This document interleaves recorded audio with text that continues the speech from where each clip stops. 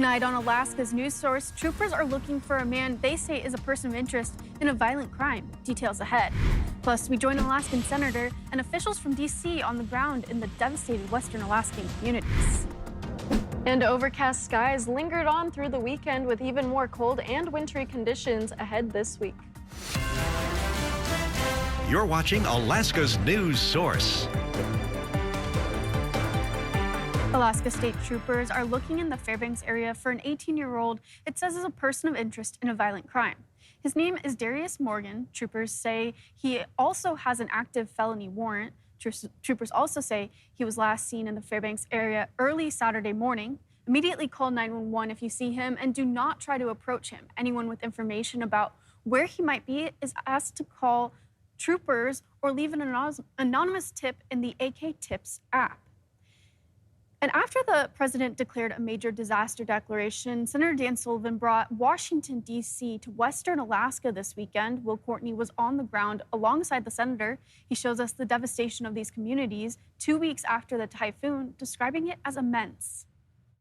We're going to get to these communities. Hopefully, it looks like the weather's cleared up. Senator Dan Sullivan returned to Alaska Saturday with Washington, D.C. in tow. It's one thing to get a PowerPoint or a briefing back in D.C. It's another thing to be on the ground in the mud, seeing really the suffering, but also the resilience of the people in this region. Returning to Kipnuk and Kwagilingok by Chinook helicopter, the devastation still immense. Right now we're looking at just the signs of 90% of a town destroyed here in Kipnuk. We're looking at quite a bit of damage right here. A home that it was ripped apart, possibly lifted up, floating above the water. You can still see signs of that water damage too, just on the actual buildings themselves, but also things like buoys. There's a boat just right behind me as well. Signs that the water lifted so high and just carried everything in its wake, destroying a town. Amid the rubble, signs of progress. A boardwalk used by ATVs to deliver supplies was built in just a week. Look around, there's so much to do. So I want to make sure we take input from the community and we get them what they need. That's why I'm here today as well. I want to hear from them, what do you need to make sure it happens. One family we spoke with last week said they plan on staying in Kipnuk over the winter. We met with one of them, Logan Paul, who's now working on the recovery efforts to repair Kipnuk. But he's doing it alone. I think they're at Anchorage. They left? Yeah, they went to Anchorage. And I told them I wanted to stay, and I don't mind them leaving. Yeah. Is that hard for you, though? Yeah. Not being with your family? Really hard. Yeah. But even in signs of progress, still a long road ahead. And then we're wrapping up here in Kwagilingok right now. After visiting Kipnuk, two communities absolutely devastated. Will Courtney, Alaska's news source. We'll have more from that trip later this week, including if the state's deadline of having the villages ready to be returned to in just a few weeks is possible. And KTU Channel 2 is partnering with the American Red Cross to help Alaskans recover from Halong. To donate, scan the QR code on your screen or text Red Cross to 90999. When you give, be sure to select Alaska storms and floods in the drop-down menu so your donation goes directly to help families here at home. Friday, we also aired a Healing from Halong donation drive. You can catch the full hour-long production on our website. And Bailey, there was some snow yesterday. What are we expecting today? Well, today we've already seen some of those slightly drier conditions. We have had those overcast skies and very low-lying clouds, and you can even see that just looking from earlier with our time-lapse video, but very low-lying clouds, lots of moisture all day long, but those high temperatures are still resting in the mid-30s, so it's still pretty chilly. And right here we have a live look over Sleeping Lady, so mid-30s with those low-lying cloud cover, and you can already tell that moisture is starting to build into Monday. So overnight you can expect these overcast conditions, but then you'll notice that you get a little bit of some flurries moving on through Monday morning into very early Monday afternoon, and with that we do have a slight chance for some snow showers to move on through. You can already see that for Monday morning, but then it starts to dip off by Monday afternoon. But we do have a special weather statement issued for along the Glen Highway. So if you're commuting from the valley and you're going into Wasilla or you're coming down to Anchorage, just be aware that the roads might collect a little bit of snow. So be sure to keep that on your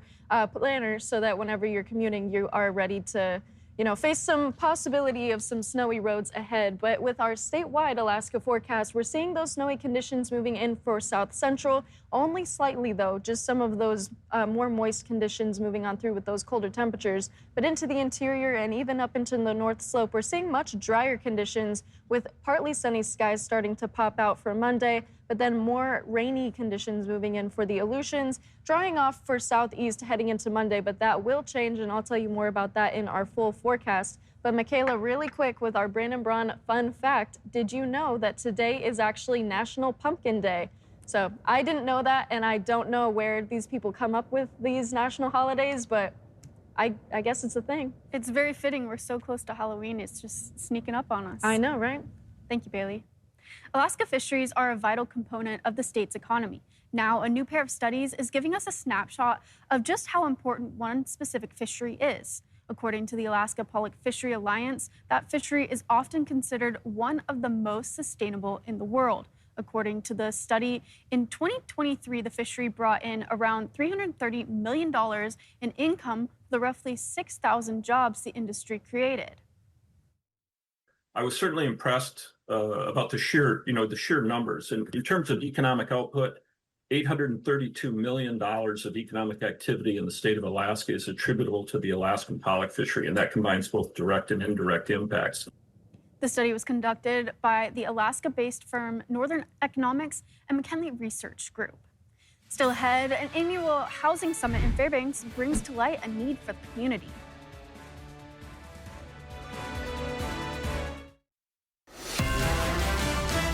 You're watching Alaska's news source. This week in Fairbanks, the annual housing summit showed the need for more 3-bedroom units. Adrian Peterson explains while that one need is certain, there are other things that are still cloudy for the future. One of the main drivers of some of our housing opportunities moving forward has to do with the military. Those drivers have highlighted a demand for family housing and a need to develop more of it. Really, the demand we're seeing in the community are 2-bedroom, 3-bedroom and up, especially with some of the military demand we're seeing. That demand has been a consistent trend among home sales and rentals even as prices increase and supply falls. It really started in that first quarter of 2020 when we look back at the historical data, and there's a lot of things that happened all at once at that time frame, most notably COVID. Smart says other reasons for the decreased housing supply include the addition of the F-35 squadron at Eielson and supply chain challenges. But the future of housing supply in the borough is uncertain. But really, it's the uncertainty of what's going on over Wainwright, how many people are going to show up and whether or not they're going to keep their on-base housing units that they already have or whether they're going to get demolished. On the side of development, there are challenges, however, such as a labor shortage according to the Interior Alaska Building Association. One way the borough is hoping to address development challenges is through tax exemptions. We actually had a tax exemption program that you could come in if you were a developer building multifamily development in certain areas of the community. You could get your property taxes waived from anywhere from 2 years to 10 years if you developed property and it was long-term rentals. The borough is now looking to introduce a similar program focusing on 3-bedroom homes. Adrian Peterson, Alaska's news source. Thanks for listening. Click subscribe so you can get the latest podcast from Alaska's news source automatically. And stay up to date with breaking news and in-depth reporting available for free 24/7 with the Alaska's News Source app.